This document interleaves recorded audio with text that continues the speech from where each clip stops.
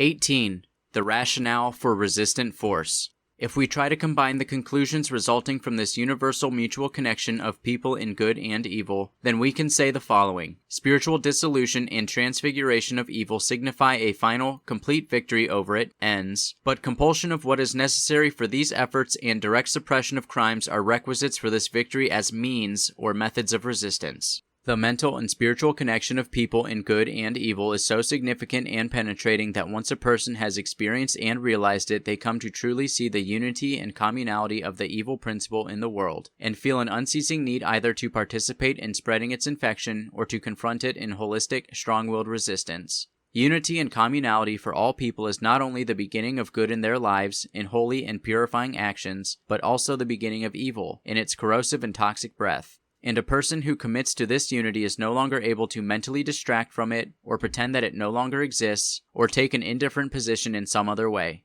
The origin of evil is united and aggressive, and in its aggression is devious and manifold. He who does not resist it, he yields to it and joins its retinue. Whomsoever does not suppress its attacks, he becomes its instrument or perishes from its deceit. Here one cannot wait, equivocate, or hide, for when confronted with evil to neither say yes or no means to say yes to it, and therefore one who waits and hides does not wait at all and does not hide, but defects and betrays. In order to lead a faithful resistance to evil, one must always keep in mind all four of its main properties: unity, aggressiveness, deviousness, and manifoldness, and reckon with them all. Only a spiritually blind person can, while recognizing the aggressiveness, deviousness, and manifoldness of evil, ignore its unity and communality, and definitively confine himself to his personal innocence and seek salvation for himself alone. This will be the virtue of the blind, the perfection of the fugitive, the salvation of the ego, and all of it will be imaginary.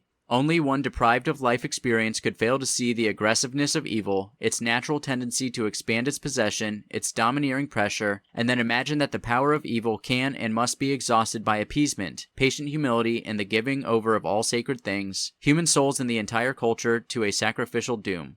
Only a naive person cannot see the deviousness of evil, and believe that evil is inherently gullible, frank, and regally civil, that one can negotiate with it, expecting fidelity, loyalty, and a sense of duty from it.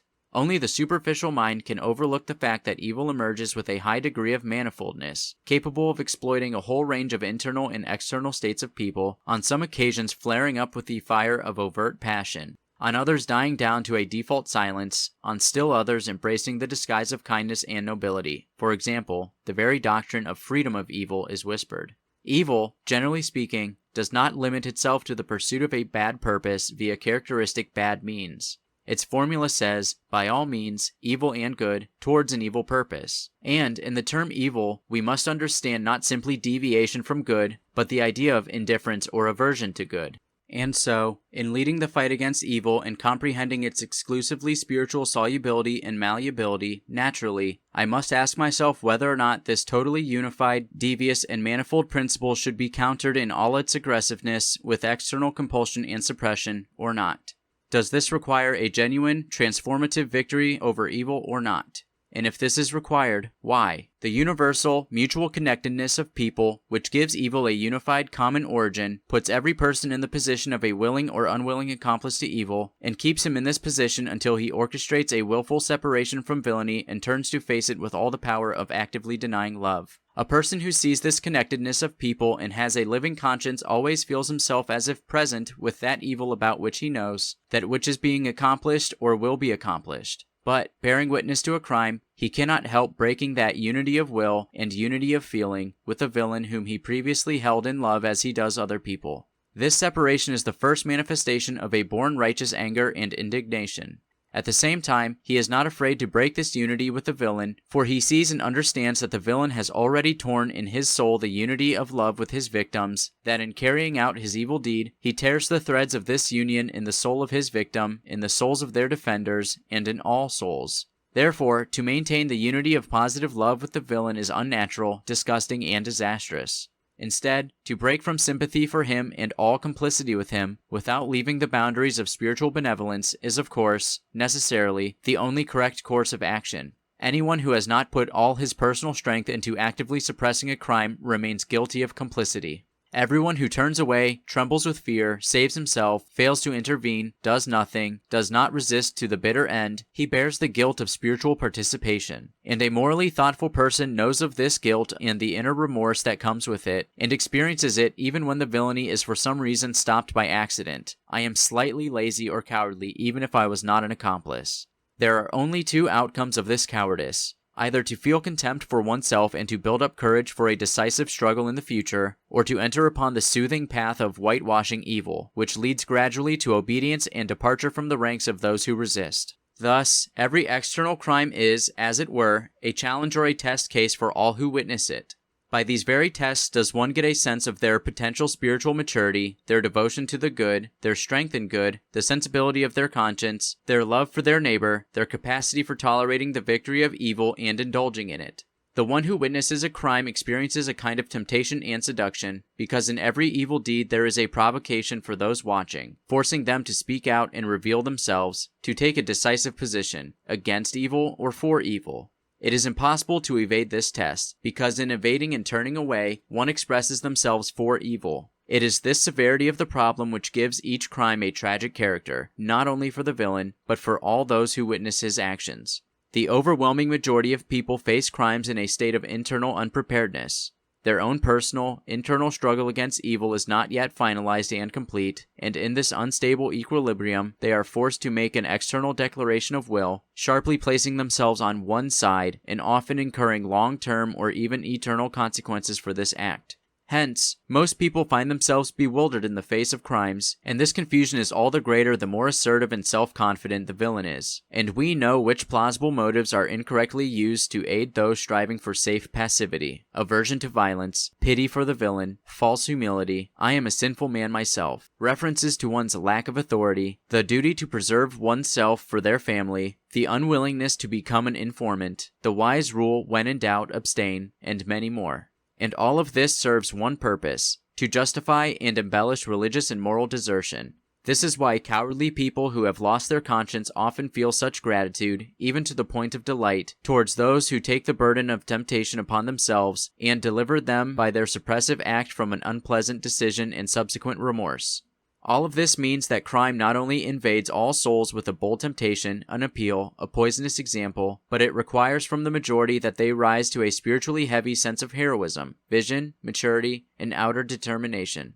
Crime poisons souls not only with its own detonation, but also with the poisonous consciousness of one's betrayal, which it brings about in weak souls and which in itself is tantamount to half of evil's victory.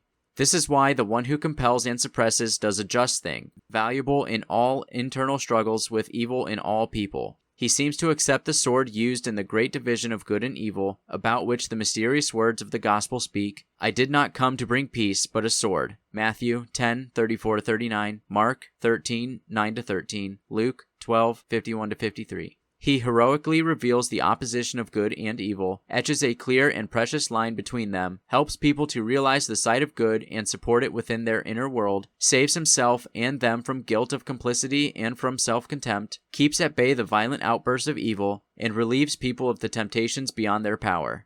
He affirms in himself and shows others the power of good, which, naturally, seeks the wholeness of existence in every external act, and moreover is not only creative, but reflective. And it is understandable why people, referring to this separating, distinguishing, and enclosing function of good force, turn mentally to the shining image of the angel and the guardian angel.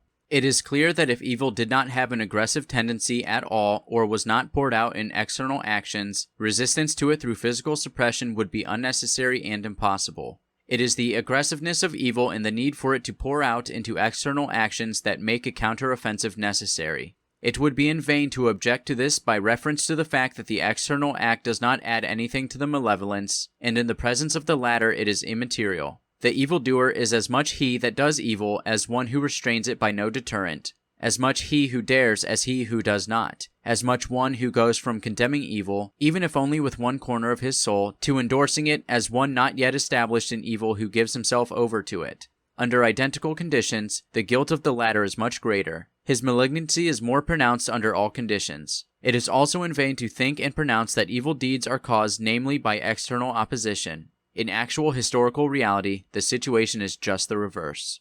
The whole history of mankind consists in the fact that in different epochs and in different communities, the best people perished, attacked by the worst, and this continued until the best ones dared to meet the worst with systematic and organized resistance. It has always been and always will be thus. The radical evil that exists in man triumphs until it is disciplined and because it is not restrained. And everywhere where this disciplining and restraining force does not rise in the individual itself, it must come from and be given from outside, from others, in the form of external resistance and the ensuing fear and pain. Timore vel dolore. Blessed Augustine. The external power of another is necessary for a person so that he learns to observe the correct social boundaries of his behavior, so that these delineations gradually become his own internally supported and voluntarily recognized delineations.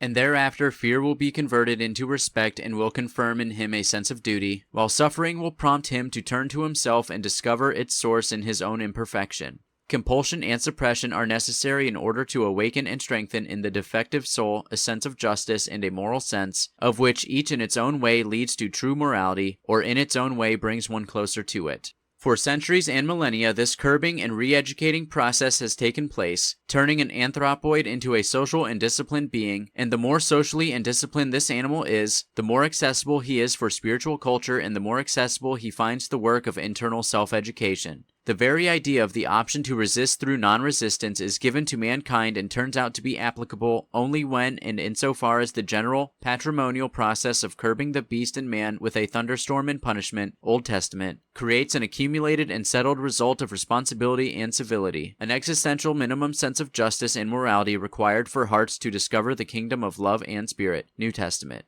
However, the new doctrine does not at all decry, abolish, or reject threat and punishment. As before, both the sword and the servant of God are needed to punish those who do evil. Romans 13:4. But besides this path and next to it, a new, higher, blessed way is already established. Not the only one, but the main one, God's way. Not condemning, but comprehending and sanctifying the former path, the way of Caesar. It is precisely in those places where the beast is tamed and the devil in the soul is suppressed that the ability, propensity, and objective social opportunity to educate souls with the word of reason and the work of accommodating love is found. But where this is not present, the word falls on the barren stone and wasted kindness is trampled upon by wild animals. Matthew 7:6. Here, there is still the need for a thunderstorm which brings fear and pain. The point of view of an ancestral historical succession reveals with particular clarity the inconsistency of those who fundamentally reject external compulsion and suppression. The supporter of pure non-resistance, together with the rest of humanity, enjoys the fruits of the whole preceding struggle against evil. He owes every aspect of his life, his security, his opportunity to work and create, to the efforts, wars, and sacrifices of those who before him, from generation to generation, curbed the beast in man and raised this animal to new heights, as well as those who today continue this undertaking. It is thanks to the fact that there were people who voluntarily assumed the burden of active struggle against villains, this being perhaps the gravest kind of global burden, that all other people have had the opportunity to work peacefully, spiritually create, and morally improve. Protected and secured from villains, surrounded only by non-villains, they were largely freed from the strains of negative love, and could freely indulge, according to their moral needs, in the benefits of higher selflessness, loving acquiescence, and personal passivity. And so, the proponents of pure non-resistance, using these blessings of the age-old oak, but not recognizing it as the source of those blessings, began to devote all of their virtue and their leisure time to undermining its roots and chopping it down. The condemnation of benefactors, the censure of our own defenders thus began. There was a sermon preached against the very necessity of carrying the global burden of suppressing evil. Demonstrations were given to show that this burden was imaginary, that there was no evil, that those who compel and suppress were the only real villains. And all the while the benefits of protection continued to be given by the blessed benefactors and continued to be used by the vilifying righteous.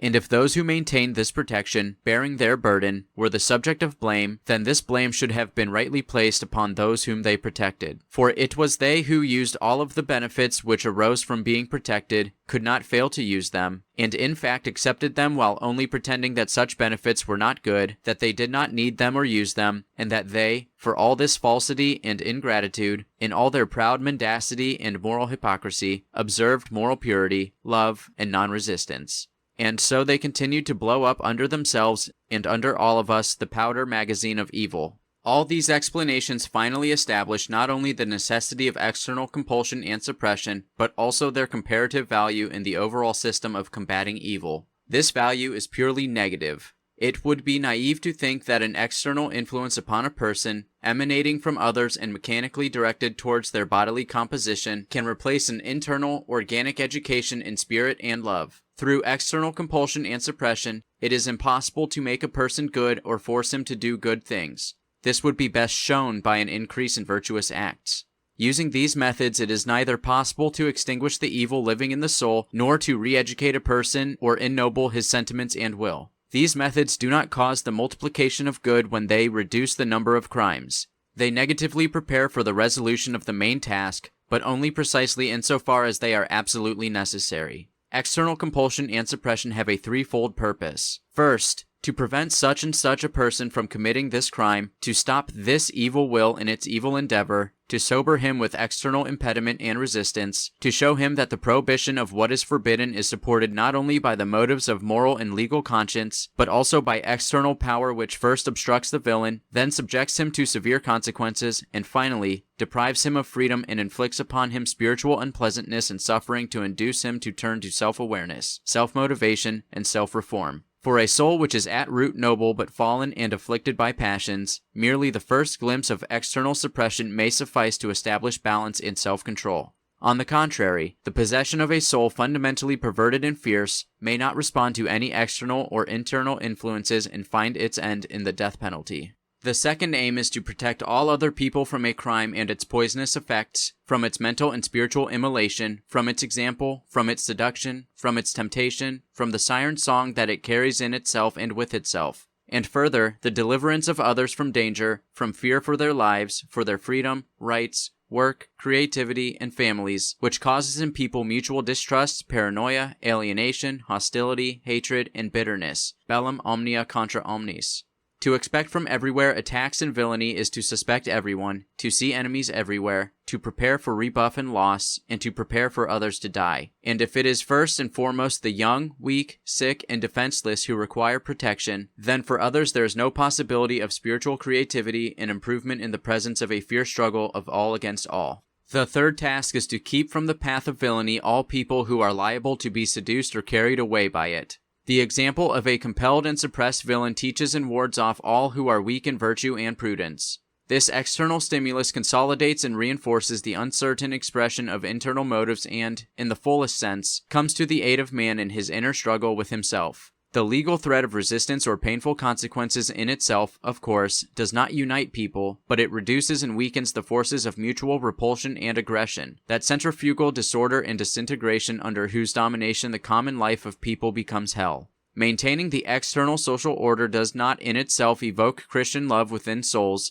but it establishes in human communication that external rhythm of peace, tolerance, and civility, which is inevitably, albeit imperceptibly, transmitted to the souls of people. The external legal order educates people in the same way that military exercises, discipline, and honor codes do.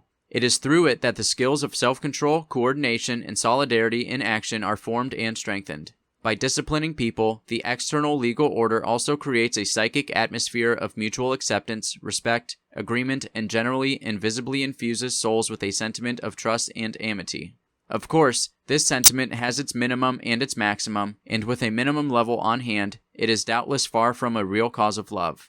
Yet nevertheless, it does clear the way for the possibility of unity, creates the grounds for mutual goodwill, and further, the greatest malevolence, unable to pour out in the form of a crime, is thereafter forced to search for other outlets, and internally burns itself out as it inflicts upon itself the suffering it intends for others. This is the common negative task of compulsion and suppression, to cut off the path to evil, leaving open the path of unity.